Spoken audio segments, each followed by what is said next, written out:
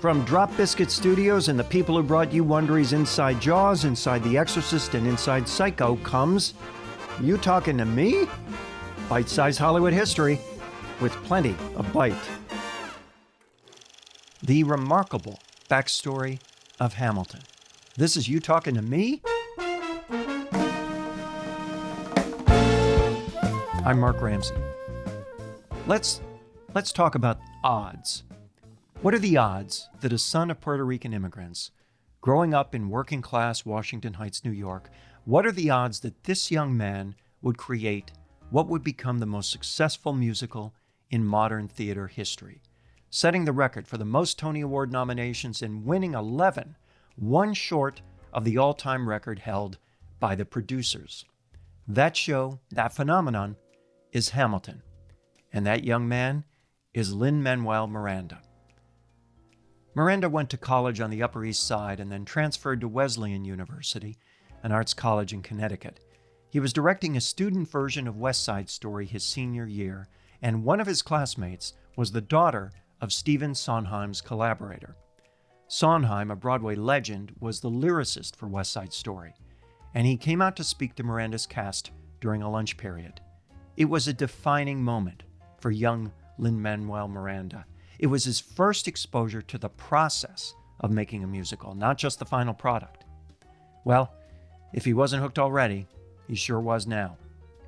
It was around this time he set to work on his first musical, In the Heights, which merged Latin music and hip-hop to tell a story about his hometown. That show eventually found its way to Broadway in 2008, where it ran for 3 years and picked up 4 Tonys and a Grammy. Today it's also a movie. That same year, 2008, Miranda began working on a much riskier and quirkier idea, one that many folks told him was nuts.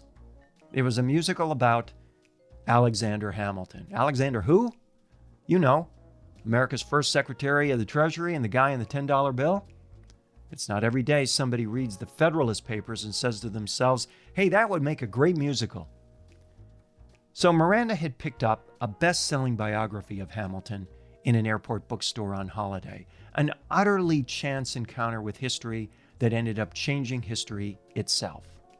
Who was Alexander Hamilton? Well, before becoming one of America's founding fathers, Hamilton was born illegitimate in the West Indies and orphaned in his early years. As a teenager, he found his way to New York and joined the American Revolution. A sex scandal later derailed his career, and he was shot dead in that infamous duel with Aaron Burr in 1804. Miranda saw Hamilton as a Tupac Shakur figure. He had the idea of a concept album fusing American history and hip-hop. He created a Hamilton mixtape. Every couplet needed to be the best couplet I ever wrote, Miranda told 60 Minutes. That's how seriously I was taking it. He would write at the piano, loop it, burn it, walk around town with it on his headphones until he had the lyrics down. Some songs he would work on for an entire year each. And then there was the research. Reading up on Hamilton, on Aaron Burr, he would compose demos and send them to his mentor Sondheim. This raised obvious red flags, Sondheim told the New York Times. I worried that an evening of rap might get monotonous. I thought the rhythm might become relentless. Relentlessly good, Stephen. By 2012, after more than 4 years of research, writing, composing, and recording, the Hamilton mixtape now swelled to a dozen numbers. For 3 more years, the show was sculpted and nurtured and tweaked and workshopped. It finally opened in 2015 and transferred to Broadway that summer. After 8 years of hard labor, it was an overnight success. The rest is theatrical and pop culture history. When the movie of the stage show debuted on Disney+, downloads rose 74%. Hamilton was more than a hit. It was a cultural earthquake. Lin-Manuel Miranda had persevered. He had invested years of his life in a project many told him was a waste of time. But he had faith and he had heart. He believed in himself when few others did.